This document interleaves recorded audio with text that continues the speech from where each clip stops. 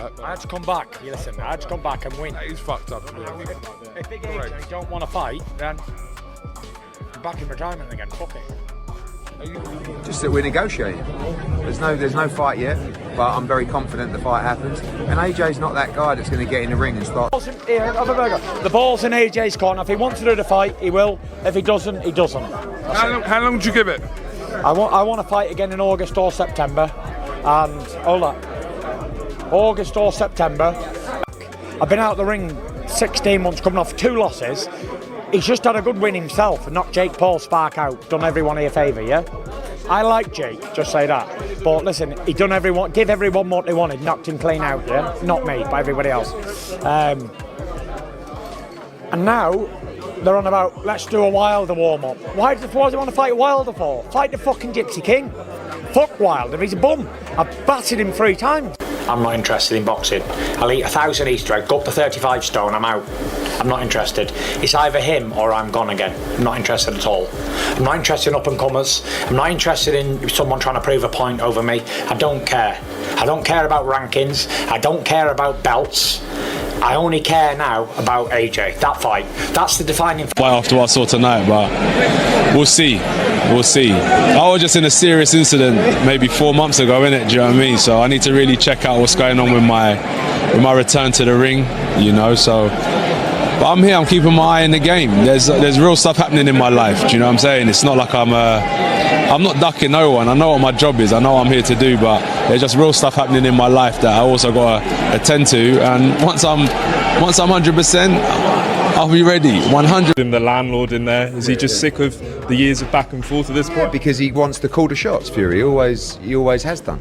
And that's why the fight never happened. So AJ's just saying, look, you need me, you're calling me, and you'll get me. Yeah, the fight, very confident the fight will happen. But at the moment, nothing signed. Fury said AJ's terrified. Obviously you don't agree, but yeah, what do you make of that? Terrified of what? That to be terrified of that? Come on.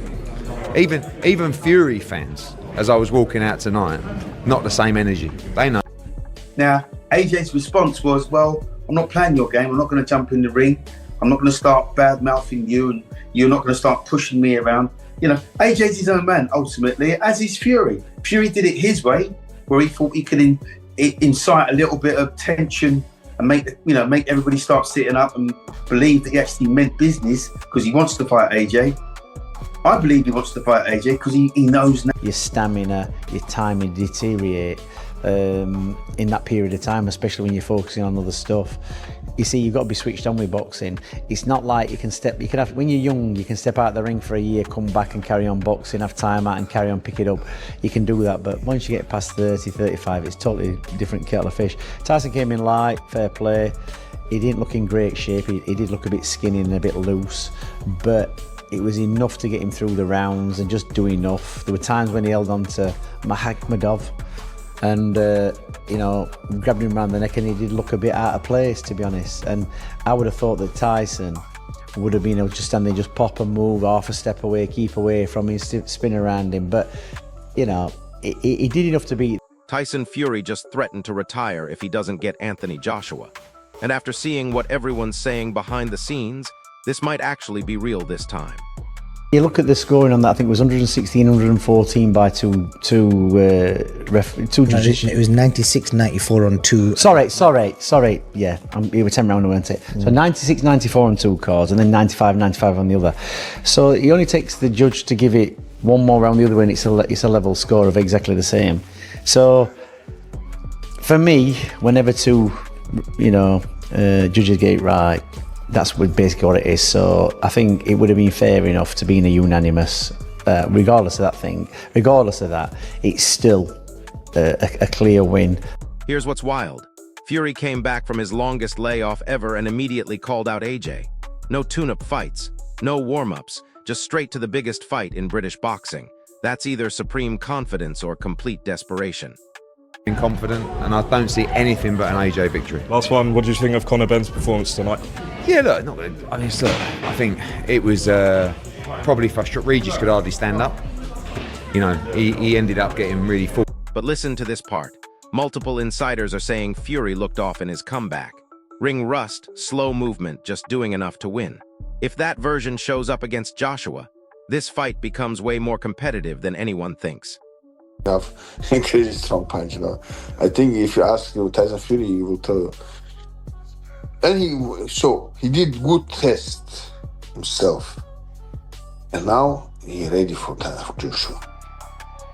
For Joshua, he ready 100%. He can beat him. Points, knockout, do you think? This stuff I don't know, but I think he beat him easy now. I think. Okay. Good. Thank you to give me your opinion on that. Beck, thank you so much. Have a great holiday. Hope you have a good eve and a good rest and enjoy. Meanwhile, AJ's camp is playing serious mind games. They're not rushing into anything.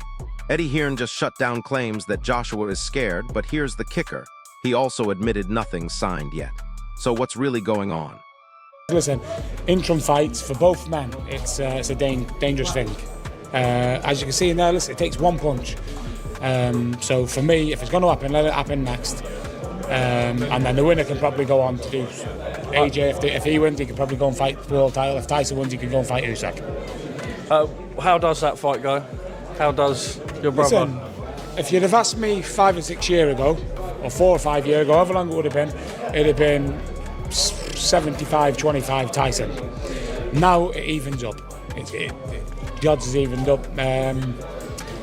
I reckon I'd favour Tyson, but it's a close one. Both men's aged. It's just who's aged most. Get this? Tommy Fury says this fight should have happened 10 years ago. Teofimo Lopez thinks AJ might need one more tune-up first.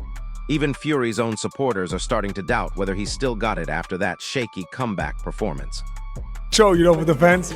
Yeah, we will see. I think all the fans in Britain, he will see the fight. AJ versus Fury. Who do you think will win that fight after what you saw tonight?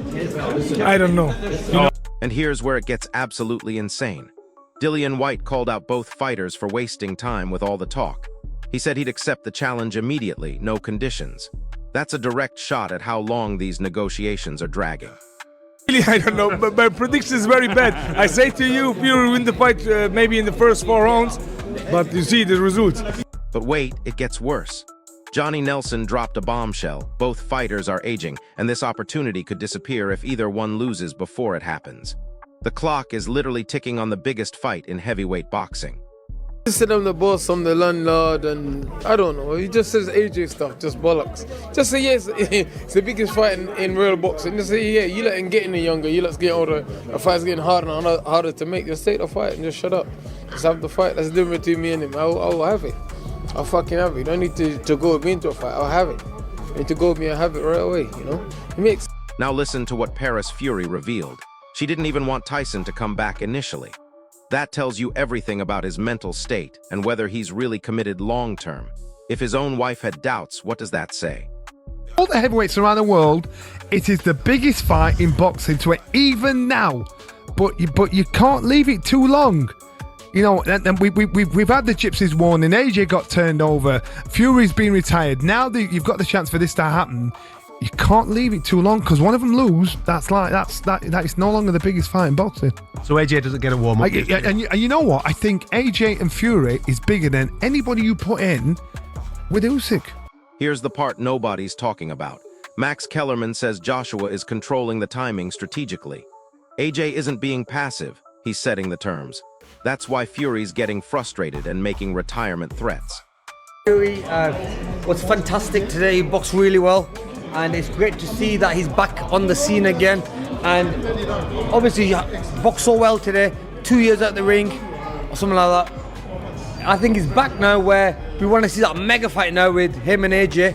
I think that fight could be next for both of them. What a massive fight that would be for British boxing. And let's see where it goes, man. Shane Fury just admitted the gap between these fighters has narrowed significantly. One punch changes everything at heavyweight, and both guys know their best days might be behind them. The pressure is absolutely massive right now. I thought he did good. I thought he had fun. Things he had worked on in training camp. More importantly, just him being happy, being back an entertainer. Forget about boxing. He's an entertainer. He's entertaining at the press conference, the weigh-in. So here's where we stand. Fury's threatening retirement, Joshua's playing strategic games, and everyone in boxing is saying time's running out. This isn't just about one fight anymore, it's about who controls British heavyweight boxing for the next 5 years. Drop your prediction in the comments. Does this fight actually happen in 2024, or is one of them going to find an excuse to duck? If this breakdown opened your eyes to what's really happening, smash that like button and subscribe because this heavyweight drama is about to explode. There's a few little nasty bits, but it's a very, very great thing to see your person you love do what he loves. But hold up, because there's another layer to this whole mess that changes everything. Frank Warren just let slip that the money split is still a major sticking point. We're talking about potentially the biggest payday in British boxing history, and neither camp wants to leave millions on the table. Gets his shit together. Like I say, he's gone through a lot. I understand that, but I don't think a tune-up fight helps or doesn't help. Let's just get the. And get this, Saudi Arabia is throwing around crazy numbers to make this fight happen. We're hearing whispers of a purse that could eclipse what we saw with Fury versus Wilder. But here's the catch. Both fighters want top billing, and that ego battle is creating serious problems behind closed doors. I think that maybe one more fight and then the AJ for the end of the year this year. But I think that the people need it, man. It's been like long overdue. And but for Fury, seeing him the way he fought, he was getting his momentum here and there. And you know, I think in a 12-round fight now, coming into it, the next fight, I think we're going to see a better version of him. What would you make of the Anthony Joshua fight? How would you see him playing it? I love Fury. I've always been a fan of Fury. Listen to what happened next.